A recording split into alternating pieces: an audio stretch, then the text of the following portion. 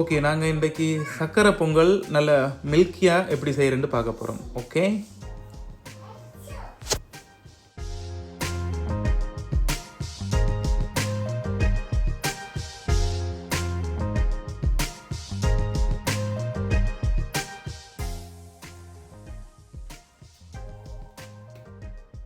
நாங்கள் இப்போ என்ன செய்கிறோம்னு சொன்னால் பாலை கொஞ்சம் கொதிக்க வச்சு காய்ச்சி திக்காக்கி வைக்கிறோம். இதை தான் யூஸ் பண்ண போகிறோம்.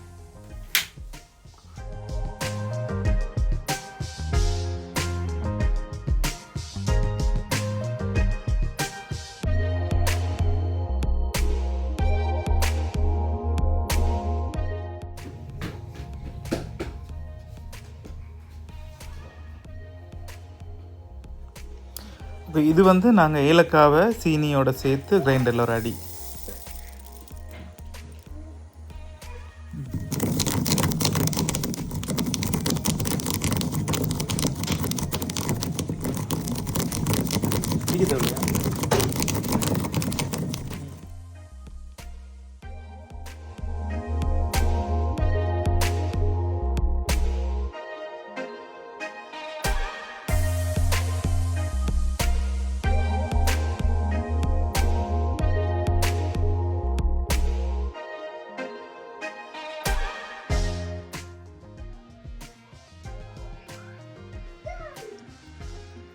ஓகே, தண்ணியில் இப்போ அரிசி கொதித்ததுக்கு பிறகு நல்லா கொதிச்சிட்டான்ட்டு பார்த்த பிறகு பாலை விடுங்க. என்ன சொன்னால் பாலை விட்ட பிறகு அரிசி வேகிறதுல தன்மை குறைஞ்சிடும், ரொம்ப நிறம் எடுக்கும். அதில் 95% அரிசி அவிஞ்சதுக்கு பிறகு பாலை விடுங்க.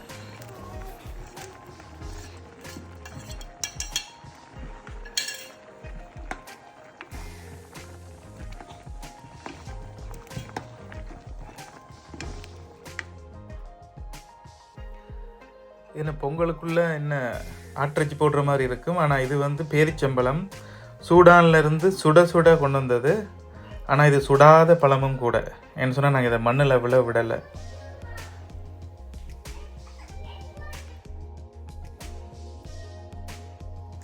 இப்போ கச்சானை பார்த்த உடனே ஞாபகம் வர்றது, ஒரு மனசி கச்சான் விற்றுட்டு வருவாங்க சுண்டில் வாங்கி அதை புட்டு பானையில் போட்டு அவிச்சு சும்மா பலாய் கழுவி அதை சாப்பிடும்போது என்ன ருசி. அடுத்தது கஜு.